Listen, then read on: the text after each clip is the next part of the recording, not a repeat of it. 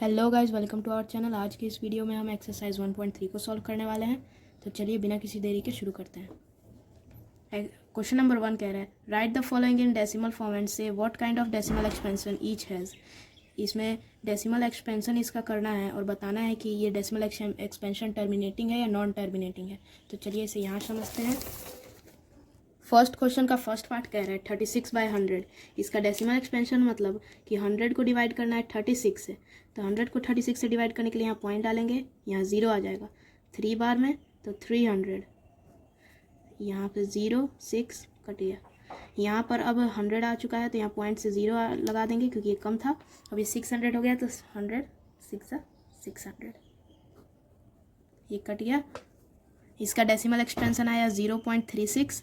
ये टर्मिनेटिंग है क्योंकि ये वापस रिपीट नहीं हो रहा है।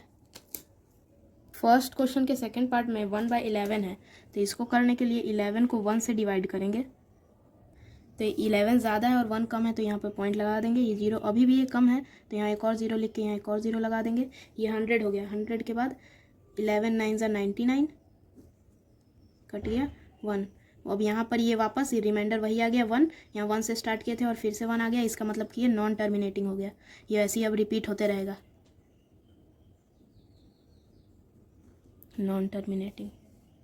इसी क्वेश्चन का थर्ड पार्ट मिक्स्ड फ्रैक्शन में है 4 1/8। तो इसको पहले सॉल्व करेंगे।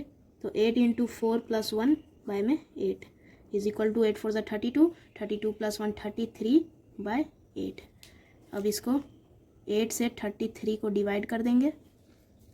तो 8 4 ज़ा 32, यहाँ पर 1 आ जाएगा, ये कट जाएगा, यहाँ 0, फिर पॉइंट लगा देंगे ताकि यहाँ 0 आया, फिर 1, तो 8 1 ज़ा 8, यहाँ 2 बचा, फिर 8 2 ज़ा 16, पॉइंट से 0 निकाल देंगे और 8 2 ज़ा 16 लगा देंगे।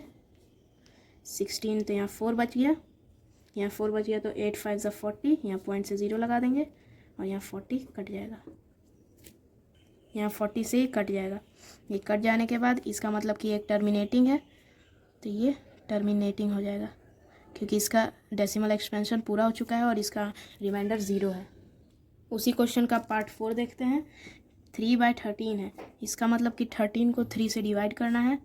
तो यहाँ पॉइंट लगा देंगे, यहाँ 0 आ जाएगा, फिर यहाँ पर लिखेंगे 13 2 ज़ा 26, फिर यहाँ ये 4 आ जाएगा और ये कट जाएगा, फिर पॉइंट से 0 यहाँ ले लेंगे, फिर 13 3 ज़ा 39, फिर ये कट जाएगा, 1 बचेगा, फिर यहाँ पॉइंट से 0 ले लेंगे और एक और 0 बैठा के 0 कर देंगे, फिर 13 आ गया तो 7 ज़ा 13 7 ज़ा 91, तो यहाँ पर 90 आ जाएगा, 9 आ जाएगा और फिर यहाँ पर पॉइंट से 0 बैठा देंगे। 9 पॉइंट से 0 बैठा देने के बाद यहाँ 13 6 ज़ा 78 लगा देंगे तो रिमाइंडर आएगा 12।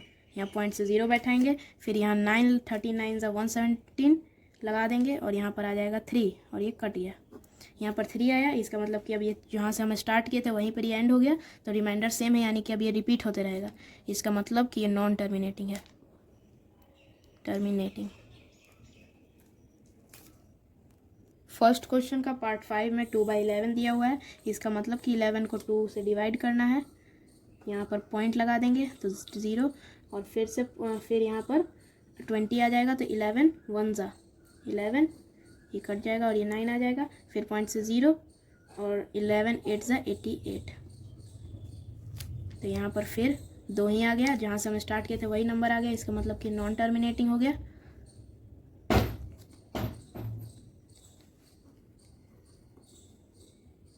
फर्स्ट क्वेश्चन के पार्ट 6 में कह रहा है कि 329 डिवाइड बाय 400। इसका डेसिमल एक्सपेंशन के लिए हम लोग को 400 को 329 से डिवाइड करना पड़ेगा। यहाँ पर पॉइंट लगा देंगे, यहाँ एक और 0 आ जाएगा, फिर 8 ज़ा 3 2 0 0 0 9 कट गया, फिर पॉइंट से यहाँ 0 लगा देंगे, फिर 2 ज़ा 400 2 ज़ा 800, फिर यहाँ 100 आ जाएगा, पॉइंट से 0 लगा देंगे, फिर 2 ज़ा 800, 400 2 ज़ा 800, फिर 0 और 10 में से 8 गया 2, यहाँ पर फिर पॉइंट से 0 बैठा देंगे और फिर 5 4 ज़ा 20 मीन्स 22,000, ये कट गया। इसका डेसिमल एक्सपेंशन ख़त्म हो चुका है, इसका मतलब कि ये एक टर्मिनेटिंग नंबर है, इसका रिमाइंडर इसलिए 0 आ गया। इसी के साथ क्वेश्चन नंबर 1 खत्म हो गया। अब चलिए क्वेश्चन नंबर 2 देखते हैं। क्वेश्चन नंबर 2 कह रहा है you know that 1/7 is equal to, उसका डेसिमल एक्सपेंशन होता है 0.142857, यानी कि 1/7 का ये डेसिमल एक्सपेंशन है। कैन यू प्रिडिक्ट, क्या तुम सोच सकते हो, what the decimal expansion of 2/7 and 3/7, 4/7, 5/7 and 6/7। ये सब का हम लोग को डेसिमल एक्सपेंशन प्रिडिक्ट करना है, यानी कि अपने से सोचना है, और without actually ड्यूइंग the long division, long division के बिना हम लोग को इसको सॉल्व करना है। इफ़ सो हाउ, अगर हम लोग ये कर सकते हैं तो कैसे। तो चलिए इसको देखते हैं। यहाँ पर एक हिंट भी दिया हुआ है, जैसे कि study the reminder while finding the value of 1/7 and carefully. 1/7 का ऐसे है, अगर ये एग्जाम में आएगा तो ये हिंट नहीं देगा, लेकिन तभी ये क्वेश्चन हम लोग को सॉल्व करना है।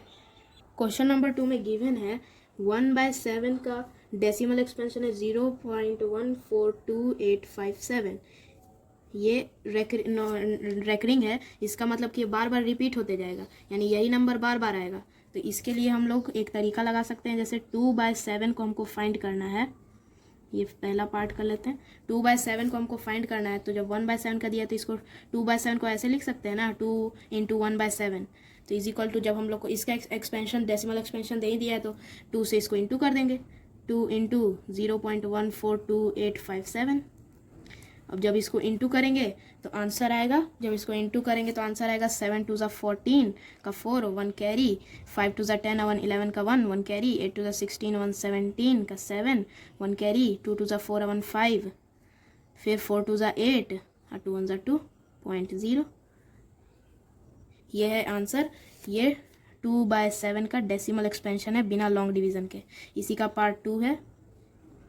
अब हमें 3/7 का डेसिमल एक्सपेंशन इसी मेथड पे फाइंड करना है।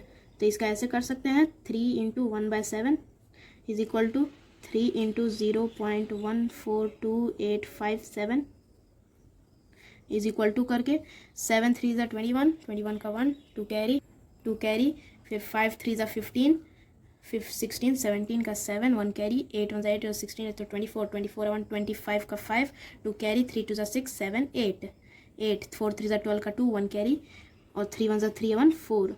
यहाँ पर थोड़ी जगह कम पड़ गया है, 0.142857 ये हो गया 3/7 का डेसिमल एक्सपेंशन। इसी का पार्ट 3 देखते हैं। पार्ट 3 में 4/7 है। 4/7 को 4 × 1/7 भी लिख सकते हैं। इसका मतलब कि 4 × 0.142857। अब इसका आंसर आ जाएगा 0.571428। ऐसे ही क्वेश्चन नंबर 4 देख लेते हैं।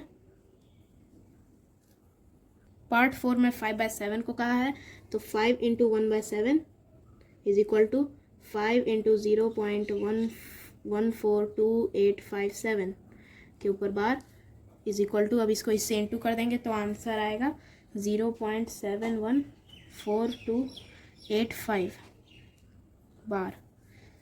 5/7 का डेसिमल एक्सपेंशन 0.174128 आएगा। अब इसी का पार्ट 5 है। पार्ट 5 में हमें 6/7 को सॉल्व करना है, तो इसके बदले हम 6 × 1/7 भी लिख सकते हैं।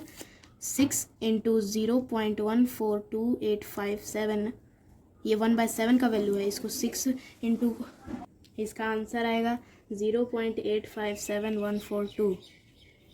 इसी के साथ क्वेश्चन नंबर 2 खत्म हो गया है। अब अगले वीडियो में हम आगे के क्वेश्चन सॉल्व करेंगे।